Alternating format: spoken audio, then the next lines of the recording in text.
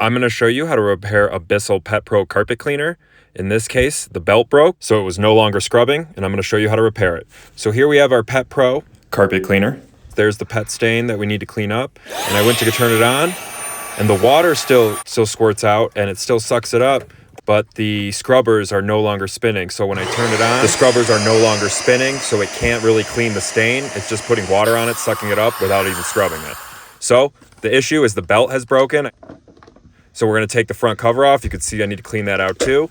Remove the secondary cover, then exposes the scrub brushes. Now you got to lower the handle, and you can see this cover. Don't pull too hard. The back end kind of pops off, but this front end is held on with a little tab. You can see this tooth belt still works, but it's the one that actually connects to the motor that's broken. So carefully push this tab in to remove the belt cover. You can see I pushed it up. Now that cover will come right off, and exposing the belt that goes from the motor to kind of the secondary belt. Here's the broken belt. There's the motor with the nub sticking out of it. That's what the belt actually attaches to.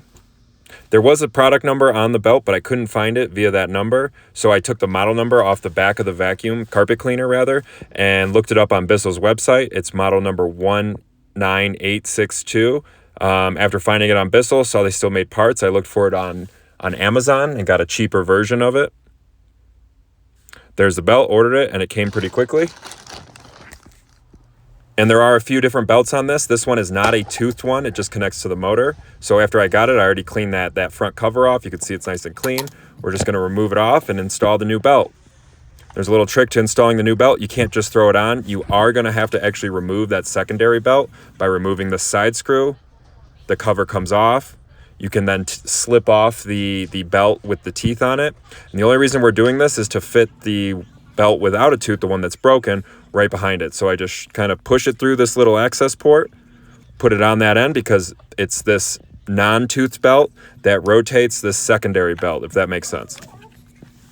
And with that fitted on there, just so, I can reattach the toothed belt onto the gears. And it's hard for me to film this, but I just used my finger and I slipped it onto the motor nub there, that little metal piece sticking out. I tried to use a screwdriver, but I couldn't film it. I actually just used my finger, got it on there, and then I used a screwdriver to kind of center it on there.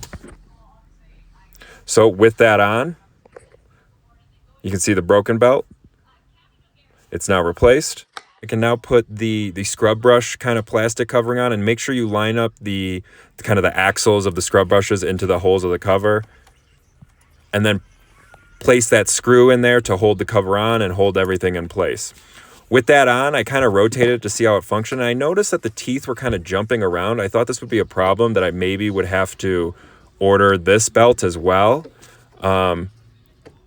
But after I turned it on, it actually ran fantastic. It wasn't jumping around, so I'm going to call this good for now. And if that one ends up breaking, I'll replace it when that time comes. So be careful when placing the belt cover back on. Make sure it all lines up. Now we can begin to install the covers, beginning with that kind of undercover. Make sure it is all the way secure, again with the top cover. Now you can put on the collection tank, the water tank, and we can give it a go. Like I said before, the water was always squirting out. It was always getting, sucked up, but the scrub brush wasn't working. Now the scrub brush is working fantastic, spinning at that high speed.